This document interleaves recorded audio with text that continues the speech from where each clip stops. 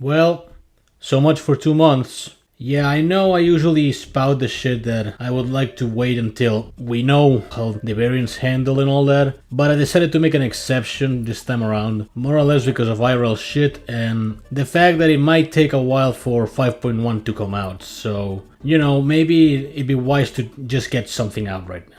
But don't expect this to be overly polished, it's really a bit of a rush job of a video, and it doesn't have that much editing visually. It's literally gonna be just gameplay. Anyway, main thoughts on Umbrella? Well, she certainly is a combo machine, that's the main positive you gotta give her. The devs really did their A-game when it came to the combos with Umbrella, like puddles and bubble restands. All that shit is actually really well done and it leads to pretty insane combos, and I presume it's actually really good in PvP. That's great and all, and more power to those that enjoy finding out busted shit. But the problem is, large combos don't equal quality for the character.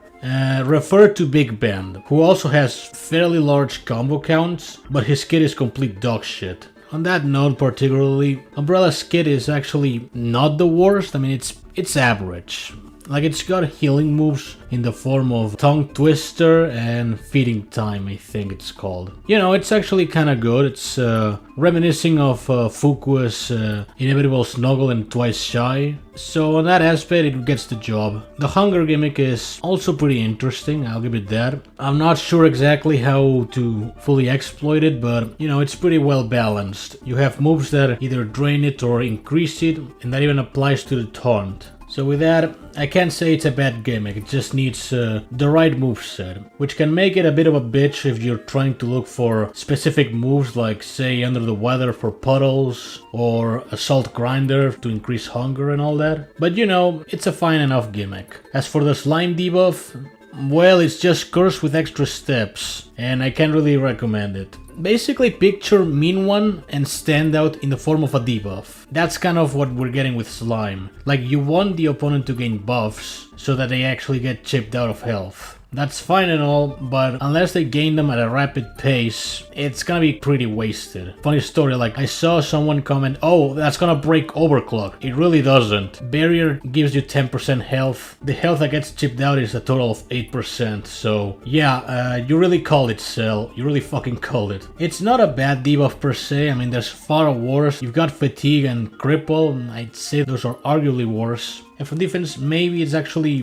passable, but I don't think it's that essential of a debuff. So overall, it's not the worst kit. Again, refer to Big Ben, but I don't think it's anything outright necessary. It doesn't come close to shit like Philia or Robo Fortune's kit, which are fairly average but can do things. Umbrella's kit does less things, if that makes any sense. On the variants themselves, I have Wunderkind invested. That's the one I know the most, and she feels like a lesser freeze frame. That's the best description I can really give her. Like, you stack Power Surge through bubble moves, so Under the Weather is already a must, as well as Projection Lens. At least one of them you really should equip. And outside of that, she's pretty meh. I don't think she's that worth it. And I think that applies to the vast majority of Umbrellas. From what I've heard, the silver variants are actually pretty good. Like, Rose Tinted is a discount model, Candy Crusher is a discount Flight Trap, and Puddle Pirate is a discount Somersault. I wonder if I'm the only one that noticed that pattern. So yeah, they got useful abilities in like debuff cleansing, buff removal, and constant regeneration. So if you were to invest on any Umbrella, definitely aim for any of those three, they're pretty safe investments. The bronzes are average, like Salty is a bleeder through Enrages, so either get a kill or get an Enrage support. Fresh Air looks like a good meter controller,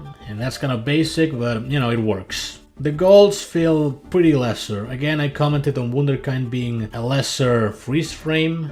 Tidal Traveler feels pretty ass. I'm not too big of a fan of immunity on puddles. I mean, it works, but judging by having untouchable stats, I don't think she's gonna be that excellent.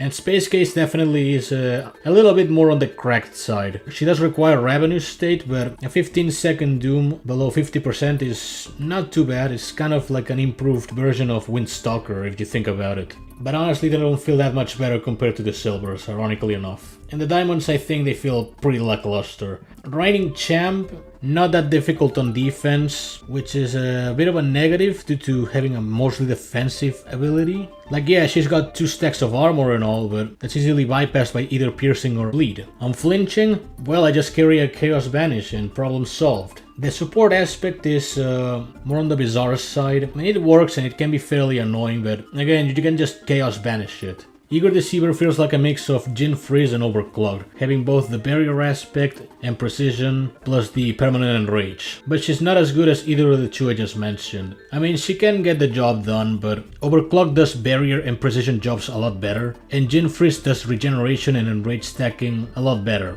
Well, not the enrage stacking so much, but I think it compensates a lot more with the regeneration. So yeah, I don't think the diamonds are that much of a required investment. I mean, at least I'll give credit to Eager Deceiver. I kinda dig the palette and being neutral, but she doesn't look that outstanding. So overall, I feel that none of the umbrellas are that essential to build. Like, they can do things, some of them do it fine, others not so fine. So in conclusion, I don't feel any of them are that essential. While she's still new, she may feel desirable, and you know, I get that. She's like the new thing. We all lost our shit with Annie, and we all thought that she was broken, but I kinda learned from that experience, and it's like, okay, she's got a large combo, so what now? And that's kind of the same with Umbrella, honestly. Like, she's fun to fuck around with, but she's not very impactful to the game. Which is kind of a shame due to being fairly stale at the moment. But you know what you're gonna do. Yeah, that's gonna be it for now. I hope you enjoyed or something. I don't know, I got some more fucking Project Diva to play. Leave me alone.